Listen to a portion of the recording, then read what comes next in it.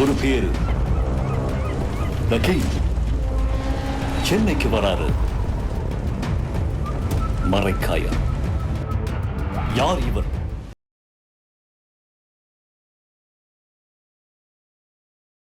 ஒரு முதலமைச்சருக்குரிய மாண்பு அந்த இது வந்து அவர்கிட்ட இல்லை, ஒரு பேச்சில் வந்து இல்லை அப்படி அவர்கிட்ட இல்லை.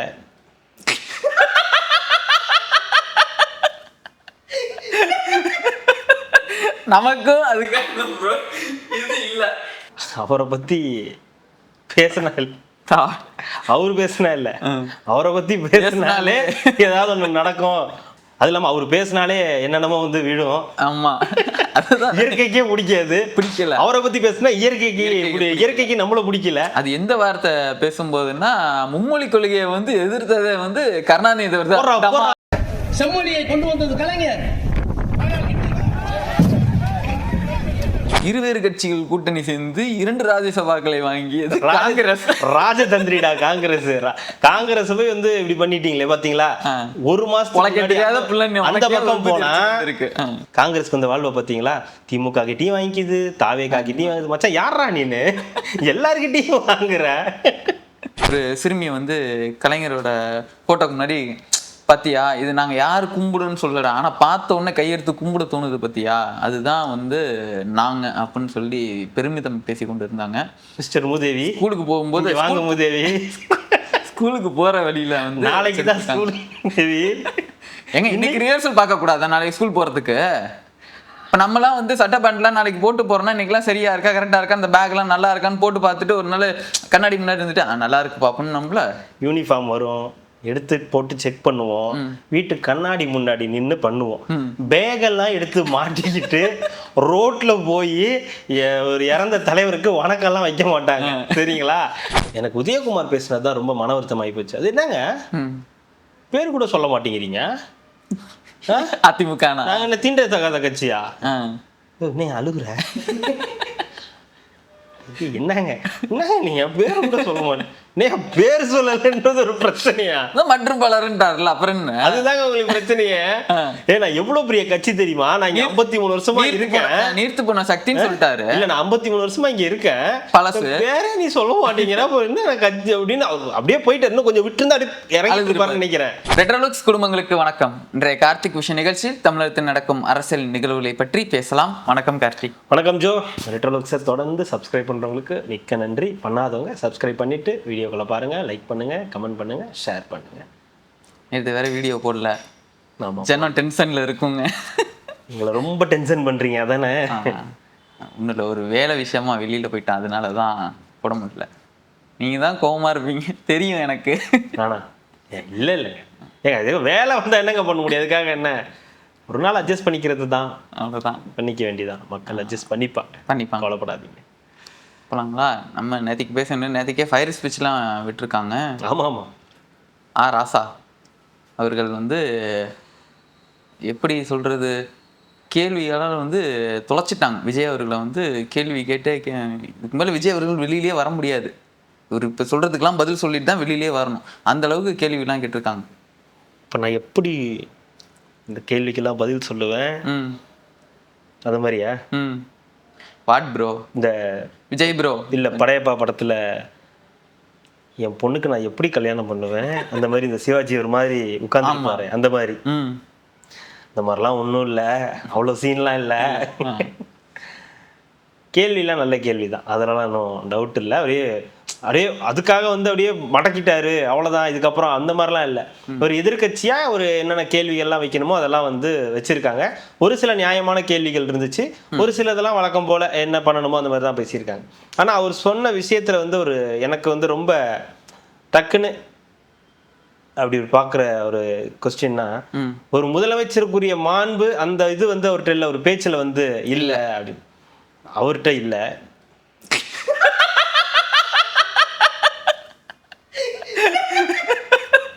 நமக்கும் அதுக்கு இது இல்லை.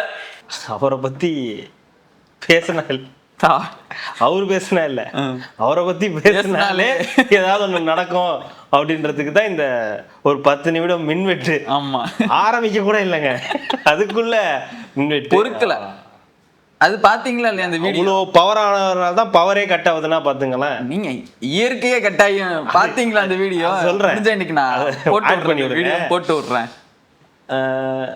அவர் சொன்ன அந்த வார்த்தை இருக்குல்ல, நாகரிகம் இல்லாம பேசினார் ஒரு முதலமைச்சர். அவர் எவ்வளவு நாகரிகமானவர்ன்றது நம்ம எல்லாருக்கும் ரொம்ப தெரியும்.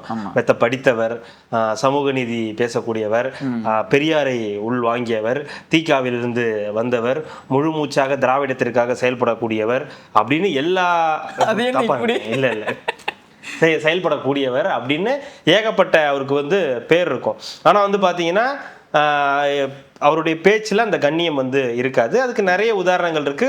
ஒரு உதாரணம், ஒரு பானை சோத்துக்கு ஒரு சோறு பதம்ன்றத மாதிரி 2021 தேர்தலில் ஸ்டாலின் அவர்களுடைய பிறப்பையும் எடப்பாடி பழனிசாமி அவர்களுடைய பிறப்பையும் அவர் எப்படி பேசினாரு அப்படின்றது எல்லாருக்கும் தெரியும்.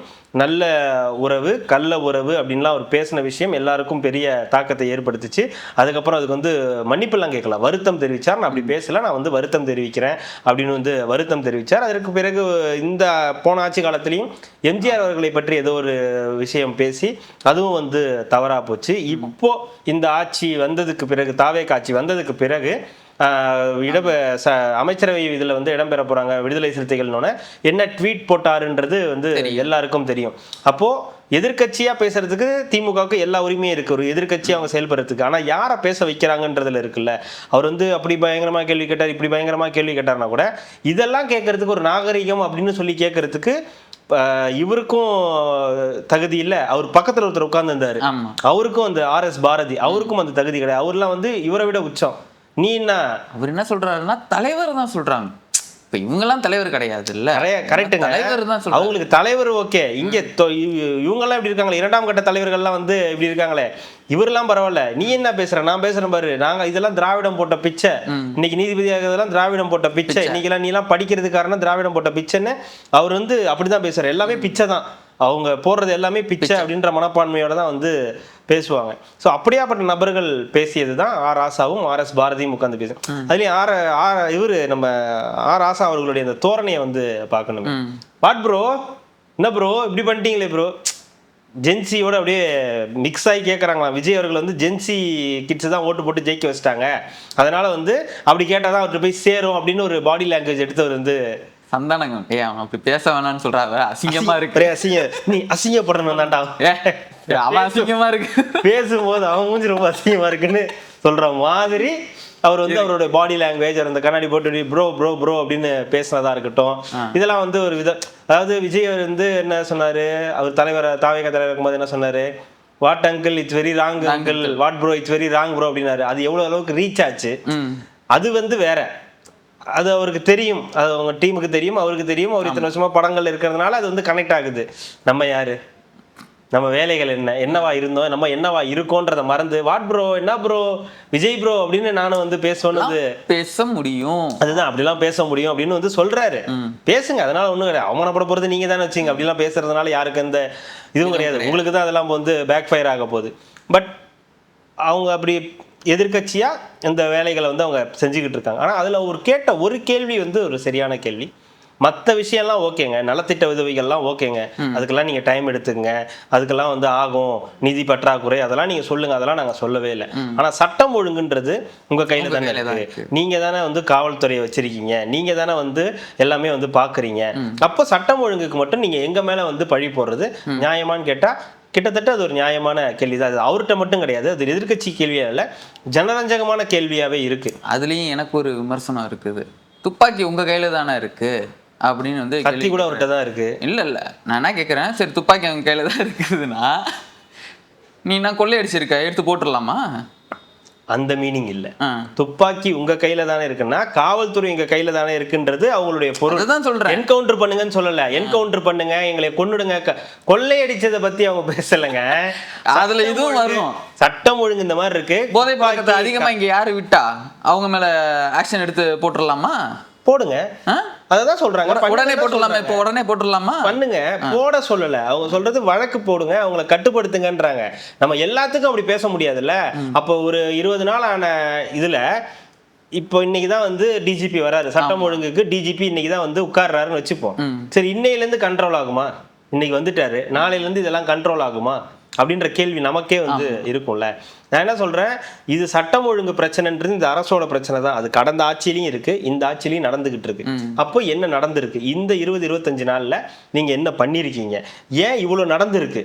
இப்போ அட்லீஸ்ட் நீங்க சொல்றபடி நியாயம்தான், நலத்திட்ட உதவிகள் எங்களால பண்ண முடியாது, டைம் ஆகும், காசு வேணும், காசை நாங்க ரெடி பண்ணணும், அதெல்லாம் ஓகே, அதெல்லாம் எங்களால புரிஞ்சுக்க முடியாது. இல்ல அது உடனே இப்படி மாத்த முடியுமா, இதுக்கு என்ன பண்ண முடியும், இதுக்கு அரசுக்கு எப்படி நம்ம வந்து சொல்ல முடியுமா அப்படின்றது அது இனிமே நம்ம கேட்கவே முடியாது ஜோ. அப்படி இனிமே நம்ம கேட்கவே முடியாது. இந்த ஒழுக்கம் எல்லாமே தனிப்பட்ட சார்ந்தவரோட ஒழுக்கன்றப்போ அது வந்து இந்த போதை ஒழிக்கணும், அந்த போதை பாதையில போகாம இவங்களை வந்து நல்வழிப்படுத்தணும். அதே மாதிரி வீட்டுக்கு ஒவ்வொரு இடத்துலயும் கல்வியில எஜுகேஷன் சிஸ்டத்துல வந்து நிறைய விஷயம் சொல்லி கொடுக்கணும். இதெல்லாம் கடந்த ஆட்சியில் அவங்க பண்ணியிருந்தாங்கன்னா ஓரளவு குறைஞ்சிருக்கும். நீங்க சொல்ற மாதிரி சட்டவிரோதமா நீங்க வந்து சரி எவ்வளவு நாள் டைம் எடுக்கும்? சும்மா சொல்லுங்க, நீங்க சொல்லுங்க. நீங்க ஒரு சட்டம் ஒழுங்குக்கு ஒரு டைம் இல்ல, நீங்க ஒரு 2-3 ஜெனரேஷனே நீங்க வந்து இந்த அளவுக்கு கொண்டு போயிட்டீங்கன்னா இந்த ஜெனரேஷன் உடனே வந்து எனக்கு இப்படி வேணும்னு கேட்கறது வந்து அது முடியாத. எல்லாமே இன்ஸ்டன்டா கிடைக்குது, ஆட்சி மாற்றம் கூட இன்ஸ்டன்டா கிடைக்குது. 60 வருஷம் இல்லாத ஒரு ஆட்சி மாற்றம் இன்ஸ்டன்டா 2 வருஷத்துல நமக்கு கிடைக்குதுன்னு போது அப்புறம் இதுக்கு மட்டும் நம்ம வந்து சப்பக்கட்டு கட்டுறது நியாயமா? சப்பக்கட்டு கட்டுறது எனக்கு இதுக்கு மட்டும் எனக்கு இதுக்கு மட்டும் 2 வருஷம் 2 ஜெனரேஷன் பின்னாடி இருக்கு, எனக்கு அப்ப எனக்கு இன்னும் 2 ஜெனரேஷன் வேணும்னு சொல்ல முடியுமா? பீப்புள்ஸோட மைண்ட் செட் அப்படி இருக்குது இல்லங்க, மாத்தி வச்சிருக்காங்கன்னு சொல்றேன். அதே பீப்புள் தானே கேக்குறாங்க, இதே பீப்புள் தானே சட்டம் ஒழுங்கு பிரச்சனையா இருக்கு, பெண்களுக்கு பாதுகாப்பு இல்லைன்றது நடந்துகிட்டு தானே இருக்கு. நீங்களும் பாக்குறீங்க, நானும் பாக்குறேன். சட்டம் ஒழுங்கு பிரச்சனை நடக்கதான் செய்யுது. போன ஆட்சியில நடந்த மாதிரி இந்த ஆட்சியிலையும் சிறுமிகளுக்கு தொல்லை நடக்குது, போன ஆட்சியில நடந்த மாதிரி பெண்களுக்கு நடக்கிற மாதிரி இப்பயும் வந்து நடக்குது. ரோட்ல போயிட்டு இருக்க ஒரு 8 பேரை வந்து வெட்டுறாங்க, ஏதோ ஒரு ஊர்ல ஏதோ ஒரு பேனர் வைக்கிற பிரச்சனையில ஒரு 8 பேரை வந்து வெட்டுறாங்க அப்படின்னா அப்ப அந்த ஆட்சி மாறிடுச்சு. அந்த ஆட்சி முடிஞ்சு இந்த ஆட்சி வந்துருச்சு, ஒரு புதிய முதலமைச்சர் வந்துச்சாரு, ஒரு புதிய கவர்னன்ஸ் வந்துருச்சுன்னா நீ சொல்றது நியாயம் இல்ல. அது ஒரு லாங் ப்ராசஸ் தான் நான் சொல்ல வரேன். லாங் ப்ராசஸ் தான். சரி, அந்த லாங் ப்ராசஸை உட்கார்ந்து வேடிக்கையும் பார்க்க முடியாது. ஆமா, இல்ல அதுக்கான இனிஷியேட் என்னன்னா எடுக்கிறாங்க. இன்னைக்கு தான் டிஜிபி அகர்வால் வராரு, ஆனா இந்த அளவுக்கு இது நடந்துகிட்டே இருக்குல்ல, இதுக்கு உடனடியா ஒரு கமிட்டி என்ன நடக்குது, உடனே ஒரு மீட்டிங்கை போட்டு இதை தடுக்கிறதுக்கு ஏதாவது நடவடிக்கைகள் எடுத்திருக்காங்களா? இப்ப எல்லாரும் கேட்கறாங்க சிங்கப்பெண் அதிரடிப்படை என்னாச்சு, அது அடுத்த வாரம் வரும்னு அவர் சொல்லிட்டாரு. அது ஏன் இவ்வளவு நாள் ஆகுது? இப்ப சிங்கப்பெண் அதிரடிப்படையெல்லாம் விட்டுருங்க, அதெல்லாம் ஒரு விஷயம் கிடையாது, அது வரபடி வரட்டும்.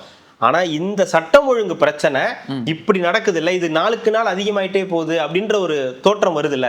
இப்ப பாருங்க, வந்து 20 நாளுக்குள்ள இவ்வளவு ஆயிடுச்சு, வந்து 20 நாள். அப்ப நமக்கே வந்து என்ன தோணுது, ஓ இப்படி நடக்குது, அப்ப இவங்க ஏதோ இன்னும் அந்த அதிகாரிகள் இன்னும் சரியா செயல்படல, முதலமைச்சர் சரியா செயல்படல, தாவேக்கா சரியா செயல்படல, இது எல்லாம் அங்கதான் போய் நிக்கும். தாவேக்காவையும் முதலமைச்சர்கிட்ட தான் போய் நிக்கும். அப்ப அதிகாரிகளை இன்னும் விரைவா வேலை செய்ய வைக்கணும். இப்ப நிறைய இடங்களுக்கு காவல்துறையோட அந்த பணி வந்து சரியா இல்லைன்றதை நம்ம பார்க்க முடியுது. பல பிரச்சனைகளுக்கு காவல்துறையோட அந்த நடவடிக்கைகள், முன்னெச்சரிக்கை நடவடிக்கைகள் பண்ணல அப்படின்றதையும் நம்மளால வந்து உணர முடியுது. அப்போ இப்ப டிஜிபி வந்திருக்காரு, சட்டம் ஒழுங்கு டிஜிபி வந்திருக்காரு.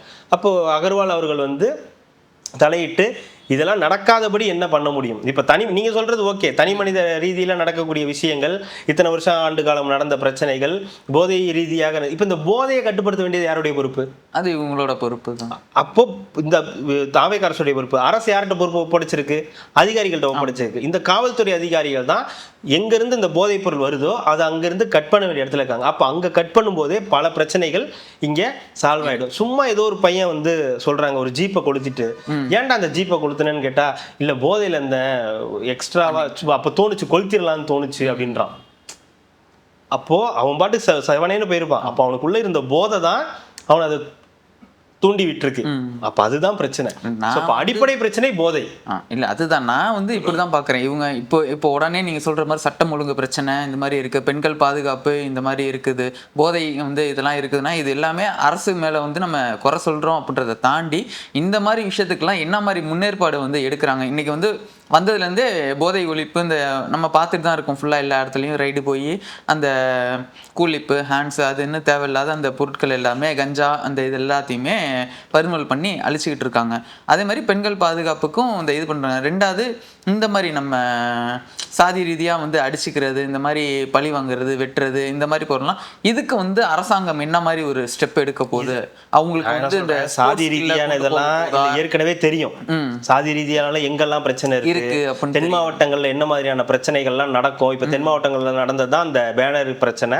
7 பேர் 8 பேர் வந்து சராமரியா வந்து வெட்டிடுறாங்க. அப்ப இதெல்லாம் வந்து அங்க இருக்கக்கூடிய அதிகாரிகளுக்கு தெரியும். இங்க லோக்கல் என்ன பிரச்சனை இருக்கு, எதனால பிரச்சனை வரும், எந்த சமூகத்தால பிரச்சனை வரும்ன்றதெல்லாம் தெரியும். அப்ப அதுக்கெல்லாம் கொஞ்சம் முன்னெச்சரிக்கை நடவடிக்கை, சில அலர்ட் விஷயன்ஸ், இல்ல இந்த இன்ஃபர்மேஷன் கிடைச்ச வேகத்துக்கு அந்த இடத்துக்கு ஸ்பாட்டுக்கு போறது, இதெல்லாம் பண்ண வேண்டியது அதிகாரிகள் தான். அந்த அதிகாரிகளை வேலை வாங்க வேண்டியது தான் அமைச்சர்களுடைய அந்த அரசுடைய கடமையா இருக்கு.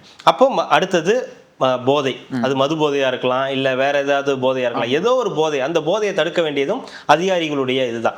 இப்ப நீங்க ஆரம்பத்துல இருந்தே இந்த அதிகாரிகளை விரட்ட ஆரம்பிச்சாதான், ஏன் நீங்க இவ்வளவு சீக்கிரம், ஏன் வந்து 25 நாள் கூட ஆகல, நீங்க என்ன உடனே சட்டம் ஒழுங்கை பத்தி பேசணும்னு கேக்குறீங்கன்னா, ஆரம்பத்துல இருந்தே நீங்க இதை கண்ட்ரோல்ல கொண்டு வந்தீங்கன்னா இதை நீங்க உங்களோட எண்ட் ஆஃப் அந்த ஆட்சி முடிகிற அந்த டைம்ல இதை கண்ட்ரோல் பண்ணிக்க முடியும். அட்லீஸ்ட் இந்த 6 மாசம் 1 வருஷத்துக்குள்ள நீங்க இதை கண்ட்ரோல் பண்ணாதான், இவ்வளவு ரொம்ப சீக்கிரம் கண்ட்ரோல் பண்ணாதான் இதுல இருந்து நீங்க அடுத்த கட்டத்துக்கே நகர முடியும்.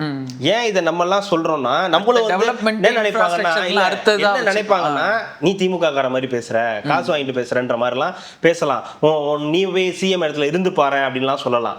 அது இல்ல விஷயம்.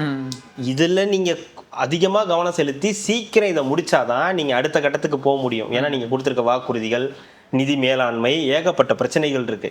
இப்பவும் தாவேகா டிஃபென்ஸ் மோட்ல தான் இருக்கு.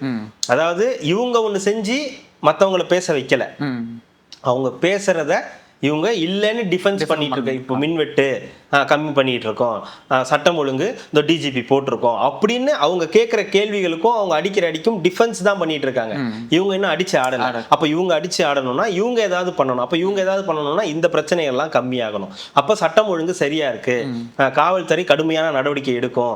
ஒரு பொண்ணு மேல கை வச்சோம்னா, ஒரு குழந்தை மேல கை வச்சோம்னா இந்த மாதிரி பிரச்சனை ஆயிடும்பா, ஒரு மாசம் 1.5 மாசத்துல நமக்கு வந்து இந்த மாதிரி ஆயிடும்பா, பெரிய தண்டனை கொடுத்துருவாங்கப்பா, அந்த மாதிரி ஏதாவது யோசனைகள் வரும்போது தான், இல்ல இந்த மாதிரி நடந்தாலே இப்படி ஒன்று ஆகிடும்ன்ற ஒரு எண்ணம் வரும்போது மட்டும்தான் இது கம்மியாகும். மற்றதுல நீங்க கவனம் செலுத்த முடியும். இல்லைன்னா அது நடந்துகிட்டே இருக்கும், அவங்க கேள்வி கேட்டுக்கிட்டே இருப்பாங்க, நீங்க பதில் சொல்லிக்கிட்டே இருக்க வேண்டியதான். இதை தான் சொல்ல வரேனே தவிர, நீங்க ஏன் இப்பயே செய்யல, விஜய் ஏன் துப்பாக்கி எடுத்துட்டு போயிட்டு டைரக்டா அந்த பாலியல் குற்றவாளி பண்ண மேல போய் வந்து தலைவா படத்துல வந்து சுட்ட மாதிரி ஏன் சுடாம இருக்காரு அப்படின்னு கேட்கல. அதை விரைவா, ஏன்னா இது வந்து இதுதான் இந்த போன கவர்மெண்ட்டுக்கு இருந்த பெரும் பிரச்சனை. அதைத்தான் விஜய் கையில எடுத்து இன்னைக்கு முதலமைச்சர் ஆயிருக்காரு. ஆனா இப்போ விரைவா எல்லா வழக்கும் முடிக்கிறாங்கன்னா இது சரியா விசாரிக்கப்படல, இவங்க முடிக்கணும்ன்றதுக்காக அவசர கதியில வந்து இதெல்லாம் முடிக்கிறாங்கன்ற அந்த ஒரு குற்றச்சாட்டுகள் வந்துகிட்டே இருக்கும். இந்த மாதிரி குற்றச்சாட்டுகள் வரதான் செய்யும். நான் சொல்றது, நீங்க ஒன்னும் இந்த டைவர்ஸ் கேஸை பத்தி போய் பண்ணுங்கலாம் சொல்ல, சிறுமிகள் பெண்கள் மீது கை வைக்கிறவங்களுக்கு பாலியல் ரீதியான துன்புறுத்தல் உடனடியாக நடவடிக்கைகள் ஒரு மாதம் 1.5 மாதம் 2 மாதத்துக்குள்ள இந்த நடவடிக்கைகள் வந்துருச்சுன்னா அந்த பயம் இருக்கும்னு சொல்றேன். உங்களுக்கு இத மாதிரி ஒருத்தர் செய்ய போற, இது எல்லாத்துக்கும் மூல காரணம் என்னங்க, போதை தானேங்க. அதை முதல்ல கண்ட்ரோல் பண்ணாலே இந்த பிரச்சனைகள் பாதி குறையும். உங்களுக்கு சும்மா ரோட்ல போற பொண்ணுகிட்ட ஒருத்தர் எப்படி சீண்டுவான்? முன்னாடி ஒரு காலத்துல ரேகிங்னு ஒன்று இருந்துச்சு. காலேஜுக்கு போகும்போது ரோட்ல போகும்போது ரேகிங் பண்றது, இல்ல சில்மிஷம் பண்றது, இந்த மாதிரி ஏதாவது ஒன்று பண்ணுவாங்க. இப்போ அந்த அளவுக்கு கிடையாது. ஆனா இப்போ அது மறுபடியும் வந்துருமோன்ற மாதிரி ஒன்று இருக்கு. ரோட்ல போயிட்டு இருக்க பொண்ணுக்கு திடீர்னு ஒருத்தன் வந்து தூக்கிட்டு போய் காட்டுல வச்சு பாலியல் ரீதியான துன்புறுத்தல் கொடுக்குறான்னா அப்ப அது என்ன தைரியத்துல பண்றான்? தைரியம் இல்லை அவனுக்கு, அந்த எண்ணம் இதுவே இல்லை, சிந்தனையே இல்லை, கான்சியஸ் இல்லை. அவனுக்கு தேவை அந்த நேரத்துக்கு அது தேவைப்படுது, அவ்வளவுதான். போதை இருந்துச்சு, எடுத்தான், தூக்குனா, போயிட்டான், முடிஞ்சிருச்சு. அப்போ அதை கண்ட்ரோல் பண்ணாதான் இது எல்லாத்தையும் சால்வ் பண்ண முடியும். ஸோ அப்போ முதல்ல போதை ஒழிப்பு, போதை இந்த ஊருக்குள்ளார வரதை எப்படி தடுக்கிறதுன்றதை பார்த்ததுக்கு அப்புறம் தான் இது, அதை பண்ணிட்டாலே அதுல இருந்து பாதி பிரச்சனை சரியாயிடும். அதுக்கப்புறம் இருக்கக்கூடிய கடுமையான சட்டத்திட்டங்கள் தான் இதெல்லாம் சரி பண்ணணும்னு சொல்ல வரேன். அந்த வகையில அவங்க கேட்ட கேள்வி சரி. மற்றபடி அவர் கேட்ட கேள்வியில இன்னும் எல்லாமே வந்து, அதுவும் அவர் கேட்குற அளவுக்குலாம் ஒன்றும் இல்லை பிரதர், சாரி ப்ரோ, ராசாவே ஒன்ன நம்பி புது ரோசாவும் இருக்குதுங்க அப்படின்னு தான் பாட தோணுது. அது இல்லாம அவர் பேசினாலே என்னென்னமோ வந்து விழும். ஆமா, இயற்கைக்கே பிடிக்கல. அவரை பத்தி பேசினா இயற்கைக்கு நம்மள பிடிக்கல. அது எந்த வார்த்தை பேசும்போதுன்னா, மும்மொழி கொள்கையை வந்து எதிர்த்ததை வந்து கருணாநிதி செம்மொழியை கொண்டு வந்தது கலைஞர். போடுறா, தலையில போடுறா, ஜஸ்ட் மிஸ். அதுதான் அன்னைக்கு விழுந்துருந்துருச்சுன்னா வேற மாதிரி இருந்திருக்கும். புரியுது. அடுத்து ராஜசபா போச்சா, ஒண்ணு கண்ணே கண்ணுன்னு வச்சிருந்தேனப்பா, அதையும் வாங்கிட்டு போயிட்டீங்க அப்படின்ற மாதிரி. அது எப்படி போடுறாங்கன்னா, நம்ம மண் நியூஸ்ல போடுறாங்கன்னா, இருவேறு கட்சிகள் கூட்டணி சேர்ந்து 2 ராஜ்யசபாக்களை வாங்கியது காங்கிரஸ். ராஜதந்திரிடா காங்கிரஸ். காங்கிரஸ் போய் வந்து இப்படி பண்ணிட்டீங்களே பாத்தீங்களா? ஒரு மாசத்துக்கு அந்த பக்கம் போனா அந்த பக்கம் போனா திமுக கிட்ட இருந்து ஒரு ராஜ்யசபா வாங்கி அந்த யாரோ ஒருத்தர் நல்ல பேர், அவர் யாருன்னு யாருக்குமே தெரியல, அவர் பேர் திலக் கிறிஸ்டோபர் ஏதோ ஒன்று வரும். மதுரை இதுல வாங்கினவர் தானே, மதுரை கிழக்கு தொகுதியா, எந்த ஊரும் கூட தெரியாதுங்க. மதுரை பேர் திலக் கிறிஸ்டோபர்னு நினைக்கிறேன். அவர் வந்து எம்பி ஆயிட்டாரு. அது திமுக கொடுத்தது. சரி இவங்க வெளியே போயிட போறாங்க அப்படின்னு நினைச்சு திமுக கொடுத்தது. சரின்னு சொல்லிட்டு இந்த பக்கம் வந்தாங்க.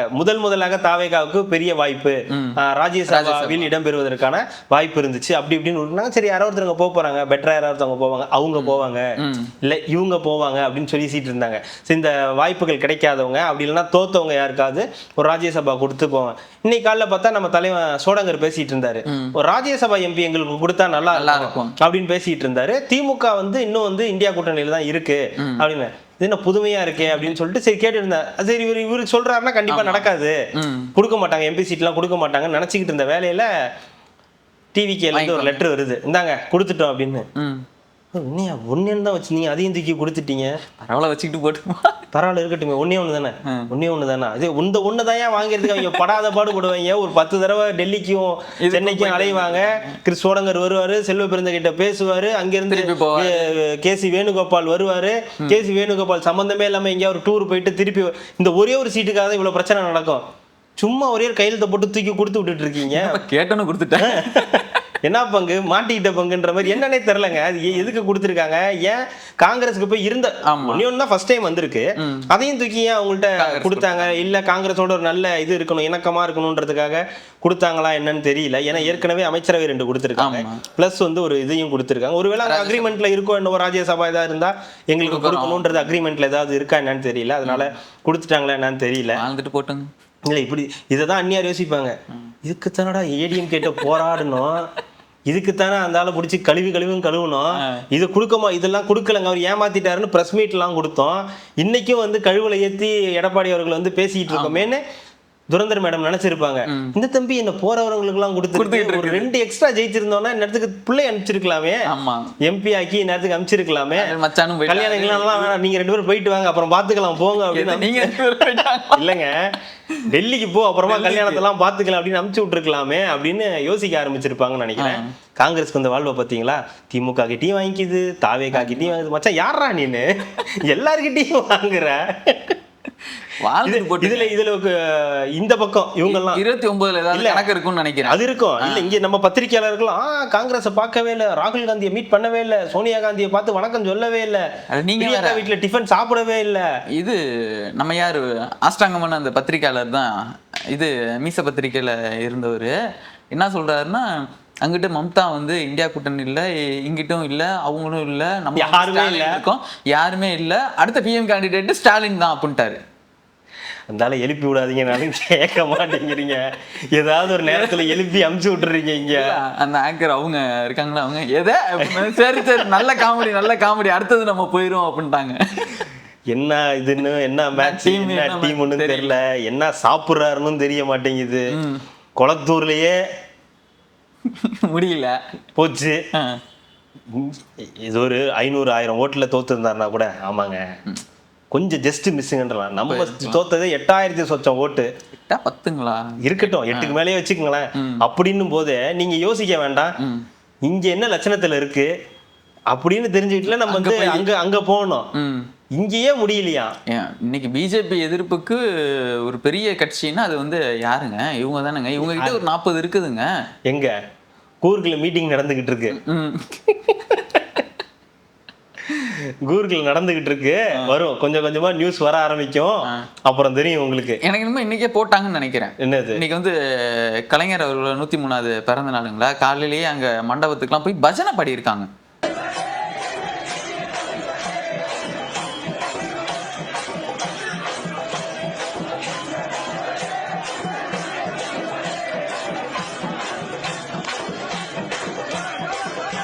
பஜனையா? ஆமா, என்னங்க சொல்றீங்க? நிஜமாங்க, பஜனை பாடியிருக்காங்க. அவங்க பஜனை பாடுவாங்க தெரியும். அந்த பஜனை இங்க தபேலா கிபாலெல்லாம் கொண்டு போய் நல்லா வாசிச்சிருக்காங்க.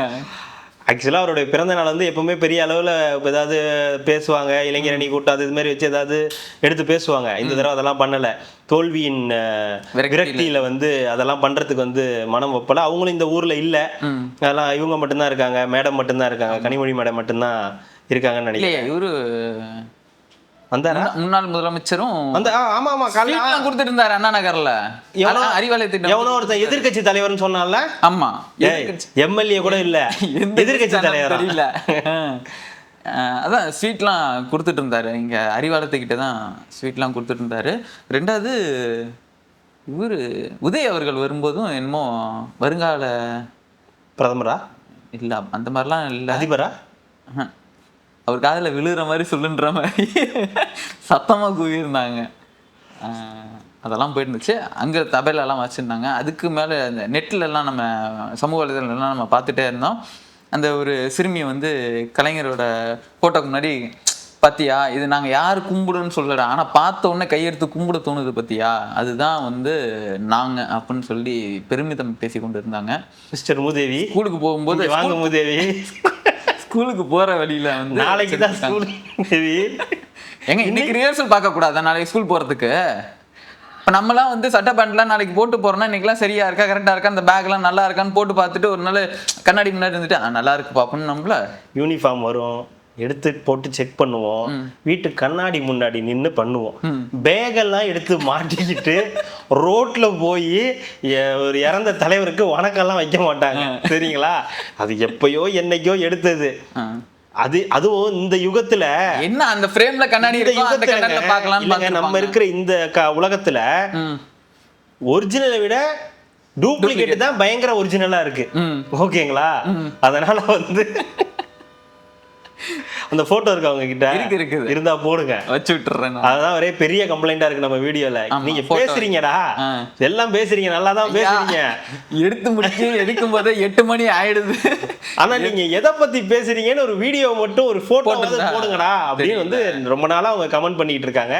அதுக்கான முயற்சிகள்ல பண்றோம், பண்ணிடுவோம். அதனால வந்து இதெல்லாம் ஒரு விஷயம் இல்லைங்க, அதெல்லாம் பழைய போட்டோங்க, அதை எடுத்து போட்டு இவங்க தேவையில்லாம அடி வாங்கிட்டு இருக்கானுங்க. திருந்தவே மாட்டேங்கிறாங்க. அது எப்படி திருந்துவேன்? நான் என்ன தப்பு பண்ண திருந்தறதுக்கு? நானு பண்ணது ஃபுல்லாவே தப்பு மட்டும்தான். தப்பு பண்ணி 59 சீட்டு ஜெயிச்சிருக்கேன். அப்ப பாத்துக்க நானு எவ்வளவு பெரிய ஆளுன்னு. அதுதான் விஷயம். அதுவும் வராது பாருங்க, இன்னும் தப்பு பண்ணிக்கிட்டே இருங்க, அதுவும் வராது. அப்புறம் வேற என்ன, இது டிஜிபி பண்ணுச்சு, நீதி வென்றதே 10 வருஷம் கழிச்சு. ஆமா வென்றுச்சு, என்ன பண்ணலாம்? ஒண்ணும் பண்ண முடியாது, அதான் இல்லன்னு ஆயிடுச்சா? சந்தோஷமா. அதுலயும் நீதி அது செல்லாதுன்னு இன்னொருத்தர் சொல்றாரு, அந்த நீதி செல்லாது. ஆமா அது செல்லாது, அவர் அப்படிதான் சொல்லுவாரு. 2016 இன்பதுரை அவர்களும் அட்பாவோ அவர்களும் போட்டி போடுறாங்க ராமநாதபுரம் நினைக்கிறேன், அந்த ராமநாதபுரத்துல. அதுல வந்து 104 ஓட்டு வித்தியாசத்துல இன்பதுரை ஜெயிச்சிடறாருன்னு சொல்லி வந்துருது, ரிசல்ட் வந்துருது. அப்படிதான் வந்து கொடுத்து அவர் அமுச்சு விட்டுறாங்க, நீங்க ஜெயிச்சிட்டீங்க வீட்டுக்கு போங்க அப்படின்னு சொல்லி அமுச்சு விட்டுறாங்க. அவரு வந்துடுறாரு, எம்எல்ஏவா இருக்காரு. இன்னைக்கு எம்பின்னு வச்சுங்க, ராஜ்யசபா எம்பியா இருக்காருன்னு வச்சுங்களேன். இங்க வந்து பாத்தீங்கன்னா அப்பா வந்து தோத்துடுறாரு. 2016 தோத்த முகத்தோட போய் உயர்நீதிமன்றத்தில் ஒரு வழக்கை போடுறாரு. 2016 போட்ட வழக்கு 2016 2021 வரைக்கும்.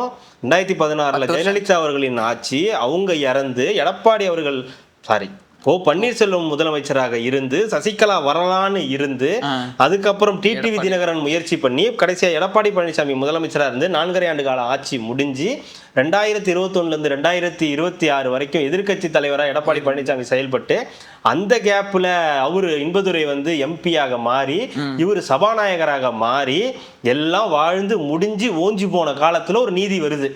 என்னன்னு அந்த அது வந்து செல்லாது அப்படின்னு. வளர்மதி இனிமே வயசுக்கு வந்தா என்ன, வரலனா என்ன, நீதி வந்துருச்சுல, யாருக்காவது பிரோஜனம் இருக்கும் இல்லைங்க. சரிங்க, இப்போ அவர் இது வரைக்கும் நான் தோத்துட்டேன்னு ஆள் நினைச்சிருப்பாங்கல்ல, இப்போ ஜெயிச்சிட்டேன்னு தெரியும்ல, நான் யாருக்கு தெரியும் ஜெயிச்சிட்டேன் அப்படின்னு சொல்றதுக்காக தெரியும், அவருக்கும் இவருக்கு மட்டும்தான் தெரியும். இப்போ அவரே அவங்க வீட்டுல போய் நம்ம ஜெயிச்சிட்டோம் தெரியுமா, இப்ப என்ன பண்ணலாம் சொல்லு, நீ என்ன பண்ணலாம் சொல்லு அப்படின்னுவாங்க. இப்போ இன்பதுரை அவர் வீட்டுல போயிட்டு நான் தோத்துட்டேன் இப்ப என்ன பண்ண போற, தோத்துட்டப்பா 2016 தோத்த, அதுக்கான ரிசல்ட் 10 வருஷம் கழிச்சு வருது, என்ன பண்ணலாம் சொல்லு அப்படின்னா பென்ஷன்லாம் வராதான். அதுதான் சொன்னாங்க. எதுக்கு பென்ஷன்? அந்த ஆட்சி காலத்துல இருந்த பென்ஷனே இல்லாம நாங்க நிறைய சம்பாதிச்சு வச்சிருக்கோம், பென்ஷன் வரலன்றதான் பிரச்சனை. ஏங்க 2016 வந்ததுக்கு 10 வருஷம் கழிச்சு தீர்ப்பு வந்திருக்கு.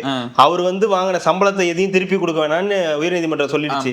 அவரை தகுதி நீக்கம் பண்ணதும் எதுவும் வேண்டான்னு நீதிமன்றம் சொல்லிடுச்சு. அப்படி ஒரு ரிசல்ட் வந்தா என்ன, வரலாம் என்னங்க, இதுதான் சொல்றேன். அது என்ன சொல்றாங்க, அதே மாதிரி இங்க ஒண்ணு இருக்குல்ல, தாவேக்கால ஒரு ஓட்டு வித்தியாசத்துல ஜெயிச்சவங்க இருக்காங்க, அவங்களும் கோர்ட்டுக்கு போயிருக்காங்க. அதாங்க சொல்றேன். அது இப்ப வந்துச்சுன்னா அது ஏதாவது ஒரு ஒருத்து, அது திமுகவுக்கு ஒருத்து, தாவேக்காவுக்கு ஒருத்து, ஏதாவது ஜெயிச்சிருச்சுன்னா தாவேக்காவுக்கு, தோத்துருச்சுன்னா திமுகவுக்கு அப்படின்னு ஏதாவது ஒண்ணு வந்து சொல்லலாம். 10 வருஷம் கழிச்சு வந்தா யாருக்கும் பிரயோஜனம் இருக்காதுன்றேன். அதுக்குதான் கொடுக்கறது. அதுதான் இப்ப நம்ம இவருது இருக்கு, நம்ம குளத்தூர்காரதே இருக்கு. குளத்தூர்கார் அவருதே வந்து பாத்தீங்கன்னா 2011 நினைக்கிறேன் இதுல ஜெயிச்சிட்டாரு குளத்தூர்ல. அப்ப வந்து சைதை துரைசாமி வந்து தோத்துட்டாருன்னு, ஆனா அது வந்து இல்ல சைதை துரைசாமி தான் ஜெயிச்சாரு அப்படின்னு சொல்லி நியூஸ் வந்துச்சு. அவரும் வழக்கு போட்டிருக்காரு. அந்த இதுவும் வந்து வரப்போகுது, விரைவில் வரப்போகுதுன்னா அப்ப ஒரு வேளை வந்துச்சுன்னா அதுவாது நல்லா இருக்கும்னு வச்சுக்கோங்க. எப்ப நீ இப்ப தோக்கலீங்க, ஏற்கனவே 2011 தோத்துருக்க அப்படின்னு வந்து நியூஸ் வரும்னு வச்சுக்கோங்களேன். இந்த மாதிரி நீதிகள் ரொம்ப லேட்டா வர்றது வந்து ஒன்னும் பெரிய பிரயோஜனத்துக்கு யூஸ் ஆகாது. பெருமைப்பட்டுக்கலாம், நான் வந்து நீதியை வாங்கிட்டேன், எப்படியோ போராடி நீதி வாங்கிட்டேன்னு சொல்லலாமே தவிர அது இனிமே அதுல ஒன்றும் பேசுறதுக்கு இல்லை. அதுல அவ்வளவுதான். இனிமே வரத்துக்காக வச்சாவது ஏதாவது பெட்டரா இருக்கணும்னு விருப்பப்படுறேன். அப்புறம் இன்னைக்கு இந்த பொறுப்பு அமைச்சர்கள் எல்லாமே போட்டிருக்காங்க, அது மீதி இருக்கிற மாவட்டங்களுக்குன்னு நினைக்கிறேன். அது எல்லாமே எல்லாருக்கும் அது கடந்த ஆட்சியிலேயே போட்டாங்க. ஆனா அதனால பெரிய உபயோகம்லாம் ஒன்றும் சொல்ல முடியாது. அதனால பிரச்சனைகள் வேணா வரலாம், உதவி ஒன்றும் கிடையாது. உபத்திரவம் நிறைய இருக்கு. அதனால எங்களுடைய எம்பி இவர், எங்களுடைய அமைச்சர் இவர், எங்களுடைய அமைச்சர் அவர் எங்க ஊர் அமைச்சர், அவங்க கண்ட்ரோல்ல கொண்டு வரத்துக்கு வேணா அது உதவும். அது வந்து ஆட்சிக்கும் கட்சிக்கும் வேணா சிக்கலை ஏற்படுத்தலாம். ஏன்னா அங்க ஒரு மாவட்ட செயலாளர் இருப்பாரு, அவருக்கு அமைச்சர் இவருன்னு, நான் தான் அமைச்சர் நான் தான் மாவட்ட செயலாளர், அவங்களுக்குள்ள கிளாஷ் வரலாம். இந்த ஊருக்கு எல்லாமே நான் தான் இனிமேல் செய்யணும், எனக்கு தான் நீ வந்து எனக்கு இதுவா இருக்கணும், ஆளா இருக்கணும் அப்படின்னு இவங்க சொல்லுவாங்க. இந்த மாதிரி நிறைய பிரச்சனைகள் கடந்த ஆட்சியிலையுமே இருந்துச்சு. இந்த மாதிரி பொறுப்பு அமைச்சர்களா அந்தந்த ஊருக்கு அவங்களுக்குன்னு பிரிச்சு கொடுத்த ஊருக்கெல்லாம் போடும்போது அது இந்த ஆட்சியிலையும் இப்போ வந்து பண்றாங்கன்னும் போது அது எப்படி ஒர்க் அவுட் ஆகும்னு தெரியல. அது திமுகவுக்கு சரியா ஒர்க் அவுட் ஆகல, தாவேக்காவுக்கு ஒர்க் அவுட் ஆகுதான்றத பார்க்கணும். ஏன்னா இப்போ உங்களுக்கு ஒரு அமைச்சர்னு இந்த உங்க ஊரோட அமைச்சர்னு ஒருத்தர் வர்றாருன்னு வச்சுங்களேன், ஆனா அந்த ஊருக்கு ஒரு கட்சி மாவட்ட செயலர்னு ஒருத்தர் இருப்பாரு. அப்ப அவரா இவரான்ற ஒரு கிளாஷ் வரும். அவங்க 2 பேருக்கு ஒத்து போச்சுன்னா ஓகே, ஒத்து போகலைன்னா இந்த மாதிரி பிரச்சனைகள் வரும். அப்புறம் அந்த ஊரோட பிரச்சனைகள் என்ன ஏது அப்படின்ற விஷயத்த தெரிஞ்சுக்கணும். அப்புறம் அங்க ஒரு எம்எல்ஏ இருப்பாரு, அவருக்கு ஒரு கொத்து, இந்த மாதிரி நிறைய அதுல கிச்சடிகள்லாம் இருக்கு. இந்த கிச்சடி எப்படி வந்து சரி பண்ணுவாங்கன்றது தெரியாது. பட் பொறுப்பு அமைச்சர்கள்லாம் வந்து போட்டிருக்காங்க, என்ன நடக்குதுன்றத பொறுத்திருந்து தான் வந்து பார்க்கணும். இன்னொன்னு, எடப்பாடி அவர்கள் நிறைய சொல்லிட்டே இருக்காரு, அறிக்கையெல்லாம் விட்டுக்கிட்டே இருக்காரு தாவிக அரசுக்கு எதிராக. எடப்பாடி வந்து அறிக்கை விடுறாரு. இல்ல அன்னைக்கு சொன்னாரு, இது மாதிரி பண்ணுங்க, உலகத்தை வந்து உங்களை நம்பிதான் சுத்திட்டு இருக்குன்ற மாதிரிலாம் இருக்காதீங்க அப்படின்னாரு. அப்புறம் திருப்பி வந்து 6 மாசம் வரைக்கும் நீங்க கிராஷ் கோர்ஸ் நீங்க பண்ணிட்டு வர வரைக்கும் இங்க மக்கள் எல்லாமே சாகணுமா, அதெல்லாம் நாங்க பார்த்துட்டு சும்மா இருக்கணுமான்னு கேட்கறது நிறைய பேசிக்கிட்டே இருக்காங்களே. 4.5 வருஷம் நீங்க யாருன்னே தெரியாம உங்க ஆட்சியில நாங்க வாழ, அதுக்கு மகுடி வந்து மண்ணி சூதிக்கிட்டே இருக்குது. அதுதான், வேற என்ன, எல்லாம் ஒண்ணு தானே.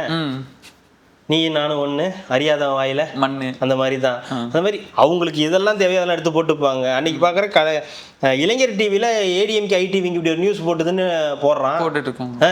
இளைஞர் செய்திகள்ல அதிமுக கிளியும் கிழிப்பான். அவன் அன்னைக்கு எடுத்து ஒரு நியூஸ் போட்டுக்கிட்டு இருக்கான். என்னன்னு கேட்டா, இந்த மாதிரி பாத்தீங்களா, இந்த மாதிரி ஆயிடுச்சு பாத்தீங்களா அப்படின்னு, ஏடிஎம்கே ஐடிவிங்க இந்த கிளி கிழிச்சிருக்கு முதலமைச்சரை அப்படின்னு சொல்லி அவன் போறான்னா, அப்ப எல்லாரும் வந்து ஒரு ஜாலியா இருக்காங்க, ஒரு இணக்கப்பாட்டோட இருக்காங்க அப்படின்னு தெரிஞ்சுக்கலாம். எனக்கு அது ஓகே. அதெல்லாம் வந்து எதிர்கட்சியா அவர் வந்து அவருடைய இதை வந்து காட்டிக்கணும், இருப்பை காட்டிக்கணுன்றதுக்காக போடுறாருன்னு வச்சுங்களேன். அதுவும் அவரு போடல, ஐடிவிங்க தான் வந்து போட்டிருக்காங்க. ஏடிஎம்கே போட்டுச்சு, அதுக்கு பதிலே ஐடிவிங்க தான் கொடுத்துச்சு, டிவிக்கோட ஐடிவிங்க தான் கொடுத்துருக்கு. உனக்கு இவ்வளவுதான் ரெஸ்பெக்ட் அப்படின்னு சொல்லி அந்த இது தூத்துக்குடி துப்பாக்கி சூடுக்குன்னு நினைக்கிறேன், அதுக்கு எல்லாமே பேசியிருந்தாங்க. எனக்கு உதயகுமார் பேசினதுதான் ரொம்ப மன வருத்தம் ஆகி போச்சு. அது என்னங்க பேர் கூட சொல்ல மாட்டேங்கிறீங்க, அதிமுக நாங்க என்ன தீண்ட தகாத கட்சியா? நீ அழுகுற என்னங்க நீங்க பேர் கூட சொல்ல மாட்டேன், பேர் சொல்லலன்றது ஒரு பிரச்சனையா? மற்றும் பலருன்றாருல, அப்புறம் அதுதாங்க உங்களுக்கு பிரச்சனையே. ஏன்னா எவ்வளவு பெரிய கட்சி தெரியுமா, நான் இங்க 53 வருஷமா இருக்கேன், நீர்த்து போன சக்தின்னு சொல்லிட்டாரு. இல்ல நான் 53 வருஷமா இங்க இருக்கேன், பேரே நீ சொல்ல மாட்டேங்கிற என்ன கட்சி அப்படின்னு அப்படியே போயிட்டு இன்னும் கொஞ்சம் விட்டு இருந்தா அப்படியே இறங்கி இருப்பாருன்னு நினைக்கிறேன். இன்னும் கொஞ்சம் தான் அப்படின்ற மாதிரி. அது இந்த மாதிரி இருக்கு ஒரு கட்சியை வச்சுக்கிட்டு என்ன பண்ண முடியும்? ஒன்றும் பண்ண முடியாது. எனக்கு அதுதான் கஷ்டமா போச்சு. 53 வருஷம் கட்சியை பேர் சொல்லலாம இருக்காங்க, பேர் சொல்லலன்னு ஒருத்தர் ரொம்ப கஷ்டப்பட்டாரு பாத்தீங்களா? என்னங்க நாங்க என்ன தீண்டத்தகாத கட்சியா நாங்க, எங்களை வந்து பேர் சொல்ல மாட்டேங்கிறீங்க அப்படின்னு அவருடைய இந்த குரல்லாம் அப்படியே கம்மி போச்சு. என்னடா இது ஆர்பி உதயகுமாருக்கு வந்த நிலைமையை பாருங்க. பேர் சொல்லிருங்க, சொல்ல மாட்டாரு. இப்ப சொன்னீங்கல்ல, சத்தியமா சொல்ல மாட்டாங்க. இதுக்கப்புறம் ஊர்ல எல்லாரும் சொல்ல மாட்டேன், எல்லாரும் வந்து இது மாதிரி வந்து பேசணும் அப்படின்றதுதான் வந்து அவங்களுடைய எண்ணமா இல்லைங்க. இது கிட்டத்தட்ட நம்ம பிரசாந்த் கிஷோர் சொன்னது, எல்லாரும் ஆருட மாதிரி ஒருத்தர் வளரணும்னா அது இன்னொருத்தர் வந்து இதுலதான் இருக்கு, இன்னொருத்தரோட சரிவுல தான் இன்னொருத்தருடைய வளர்ச்சின்றது இருக்கு. அப்ப சரிவு திமுகவுக்கு பெருசா இல்ல, ஆனா அதிமுக பக்கம் சரிவு இருக்கு. சரிவுக்கு காரணம் நிறைய சொல்லலாம். அது வந்து தாவேக்காவுடைய வளர்ச்சின்னு சொல்லலாம், இல்ல அதிமுக அவங்க தொண்டர்களையும் அதிமுக வந்து அப்டேட் ஆகாததும் அதிமுகவுடைய இருந்த அந்த உட்கட்சி பூசலும் இதெல்லாம் சேர்ந்து அவங்களை இந்த இடத்துக்கு வந்து நகர்த்தி இருக்கு. நம்ம ரிசல்ட் பார்க்கும்போது ஏடிஎம்கே தான் செகண்ட் பிளேஸ்ல இருந்துச்சு, ரொம்ப நேரம் கழிச்சு தேர்ட் பிளேஸ்ல இருந்து இது அதிமுக செகண்ட் பிளேஸ் வந்துச்சு. தாவேக்கா ஃபர்ஸ்ட், அதிமுக செகண்ட், திமுக தேர்டு தான் போச்சு. கிட்டத்தட்ட 2011 தான் வரப்போது போல, அதே ஒரு மாதிரி ரிப்பீட்டா வேற மாதிரி வருதுன்னு பார்த்தோம். அப்புறம் பார்த்தா கொஞ்ச நேரம் கழிச்சு திமுக வந்து லீட் எடுக்க ஆரம்பிச்சிருச்சு. அப்போ உங்களுக்கு ஏடிஎம்கே எதிர்கட்சியா கூட இல்லைன்ற போது உங்களுக்கு இந்த பஞ்சாயத்துகள்லாம் வந்து வரதான் செய்யும். இப்பதான் கொஞ்சம் கொஞ்சமா ஏதோ ரெடி பண்ணி ஒட்டு இது பண்ணதெல்லாம் சேர்த்து ஒட்ட வச்சுக்கிட்டு பண்ணிக்கிட்டு இருக்காங்க. அந்த ரெடி பண்ணி அந்த வண்டி ஓடுமா ஓடாதான்றதெல்லாம் இனிமே வருங்காலங்கள்ல தான் தெரிய ஆரம்பிக்கும். பார்ப்போம் என்ன பண்ண காத்திருக்காங்கன்னு பார்ப்போம். மேலக்கூடாது பேர் சொல்லலாம். கண்டிப்பாக தொடர்ந்து நம்ம பேசுவோம் கார்த்திக். நாளைக்கு என்னென்ன செய்திகள்லாம் வரப்போகுதுன்னு தெரியல, நம்ம தொடர்ந்து பேசுவோம். மிக்க நன்றி. மகிழ்ச்சி.